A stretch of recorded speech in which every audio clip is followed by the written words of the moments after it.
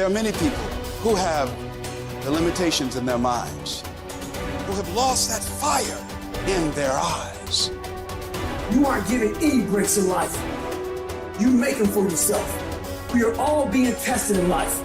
And how you face that test determines the rest of your life.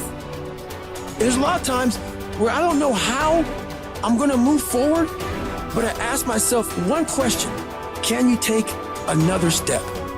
And that answer is always yes. Wherever focus goes, energy flows.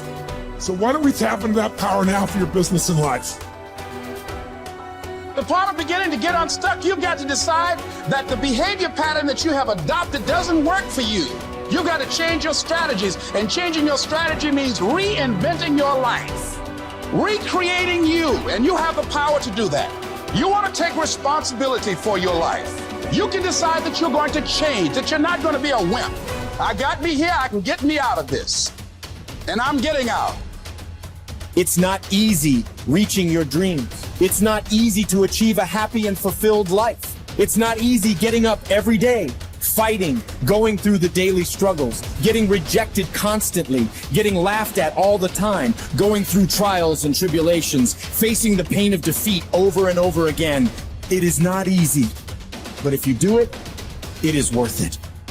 See, when people ask you, say, how you doing? Even if you're having some difficult times, say, I'm blessed and highly favored. Because anytime you wake up and you don't have a white chalk outline around your body, it's a great day. You got to tell yourself that no matter what gets in my way, I'm going to keep going. I'm going to keep moving. I'm going to keep winning. I'm going to keep surviving. It's everything that you want, because you went through that pain of that journey. It felt like he wanted to just knock you down and say, you know what? You can't do it. Understand that it's going to be trials and tribulation. That we'll have storms, but they will have sunshine after the rain. But that depends on you and how bad do you truly want it. Nothing in life will hold you back if you trust in yourself and you trust in the process. And at the end of this race, guys, you're going to be more capable. Through that effort, builds the character, the person you want to be at the end. Accept that.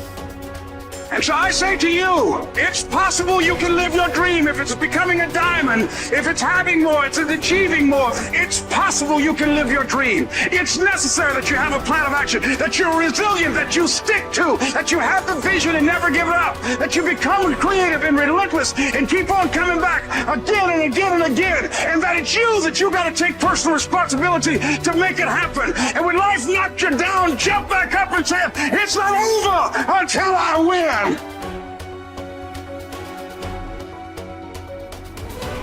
What does success look like?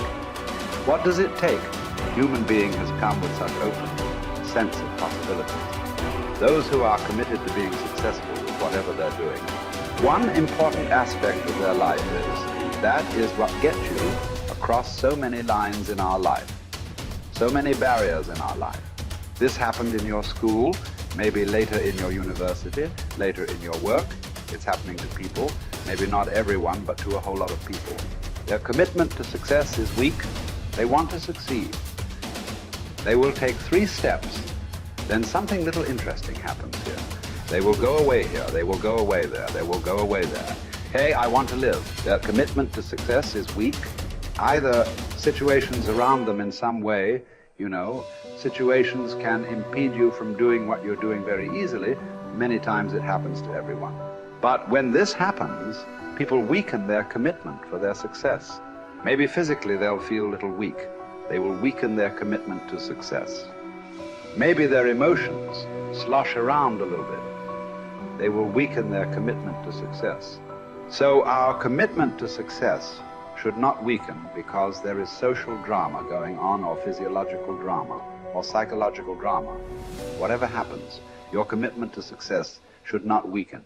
That is what gets you across so many lines in our life, so many barriers in our life. So what does success look like? What does it take? Those who have been very successful, either in music, sport, art, business, spiritual process, doesn't matter what.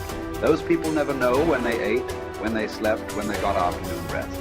I have not seen such a thing in my life. So those who are committed to being successful with whatever they're doing, one important aspect of their life is they're not settling down where it's very comfortable. Because comfort will happen when they lower you to it very, very comfortable. Have you seen how comfortable they are? Once they're dead, if you throw them there also, they're comfortable. If you lower them, they're comfortable. Right now, it's about ensuring that there is profoundness of experience and there is impactfulness of activity. Because if they had given you a limitless amount of time, you could do all those things, nothing wrong. I'm not against it. But they gave you such a little time with such tremendous potential of being human. That's the problem. If creation had made you like an earthworm, I'm not saying there's anything wrong with it. It is just that it's a unipolar potential. It can only do that much. An earthworm is not thinking of climbing a tree because it knows it'll be picked up by the birds. It never has such aspirations.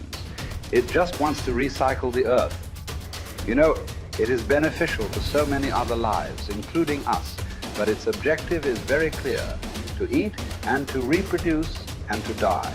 Very clear objective, that purpose to fulfill he strives. I don't think he sleeps in the afternoon.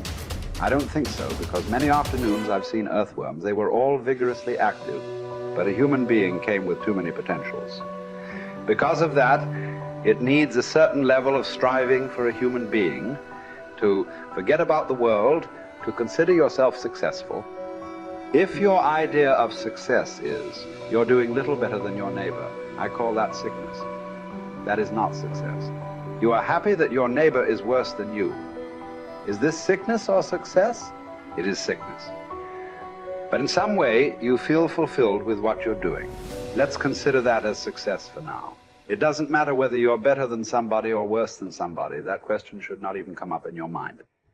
But in some way, you feel you're using yourself fully, and there's a certain sense of fulfillment in your activity. Well, if you're capable of just closing your eyes and simply sitting without any activity, that's fantastic. But you cannot do that. You cannot do that right now. In the states that you are, you can't simply close your eyes and become still. Instead of being busy, you will become preoccupied. That doesn't mean you're improving, that means you're regressing in some way. The problem about this success is people always making judgments. I did this, I did that, maybe this didn't work, maybe this is a mistake, that's a mistake. There's no such thing in life.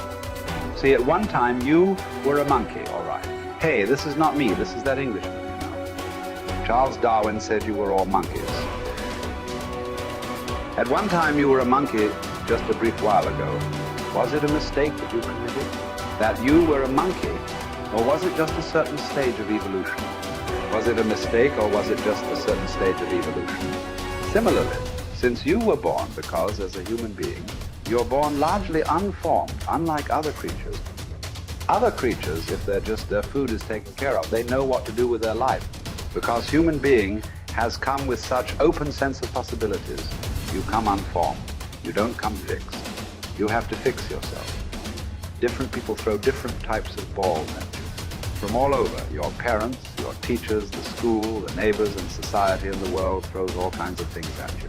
To gather all this muck and make something worthwhile out of yourself is your business. That's your success. It doesn't matter whether somebody thinks you're worthwhile or not. You feel you are a worthwhile life. Good enough for now. World may not recognize. It doesn't matter. But you know you are worthwhile.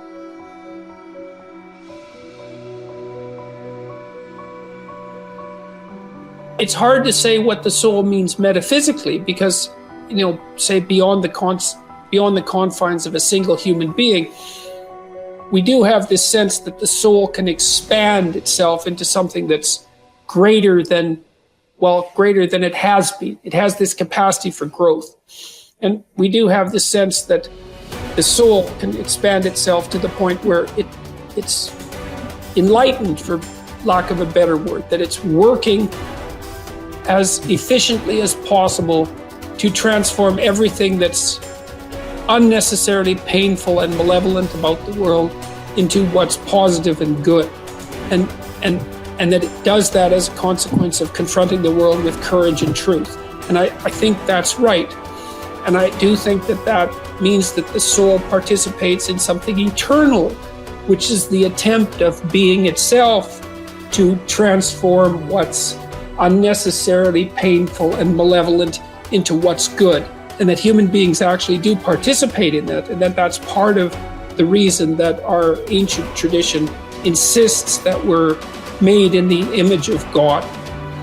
And I think that it's a mistake to underestimate the importance of that, because I don't think that you can live a life of sufficient profundity to protect yourself from being corrupted by suffering and malevolence without adopting a responsibility that's commensurate with that set of ideas.